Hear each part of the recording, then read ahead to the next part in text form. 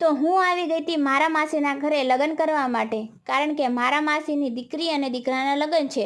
અને ત્યાં જઈને મેં જોયું તો એની ફ્રેન્ડ તો મારી પહેલાંની આવી ગઈ હતી. વાહ, ફ્રેન્ડશિપ હોય તો આવી. હવે તે 10-15 દિવસ અહીંયા જ રોકાવાની છે. મેં કીધું વાહ, મજા આવશે.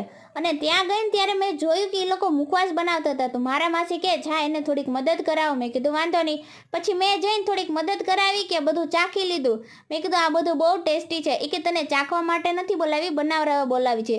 મેં કીધું તમે બંને તો બનાવો જ છો, હવે મારું શું કામ? મેં કીધું હું વિડીયો બનાવું એમ. તો પછી એ કે વાંધો નહીં, તું વિડીયો બનાવતી જા. અને આ મુખવાસ જોઈને તો મારું મન રહેતું જ નહોતું, એટલે ધીરે ધીરે હું બધું ચાખતી હતી. અને મુખવાસ આ લોકો બહુ સારો બનાવી લે છે એવું મેં જોયું છે. પછી મને બહુ ભૂખ લાગી ને તો મેં મારા માસીને કીધું કે જમવાનું થાય ને તો પહેલાં મને જ આપજો. એ કે હા હા વાંધો નહીં, પહેલાં તને જ ધરી દઈશ. મેં કીધું ઓકે. પછી એ બંને મુખવાસ બનાવતા હતા ને તો એણે કીધું કે જા સામે ઓલો શીશો પડ્યો છે એ લઈ આવ.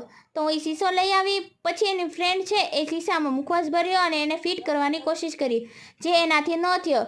પછી મારી બેન એટલે કે મારા માસીની દીકરીએ હાથમાં લીધો અને એનાથી તો ફટકે બંધ થઈ ગયો, કારણ કે શીશો એનો હતો. પછી એણે ઉપરનું ઢાંકણું ખોલીને શીશાને આખો ભરી લીધો. એ કે ખાલી ન રહેવો જો. મેં કીધું સાચી વાત છે. ત્યાં મારા માસીએ કીધું કે જમવાનું બની ગયું છે, તું આવી જા. મેં કીધું હા માસી, હમણાં આવું છું. તો એ કે હા એણે કાંઈ કર્યું નથી, પહેલાં એને જમવાનું આપી દો. મારા માસી કે તમે બધા જમવા વયા આવો. તો સૌથી પહેલાં તો દોડીને હું પહોંચી ગઈ પેટનો ખાડો પૂરવા માટે.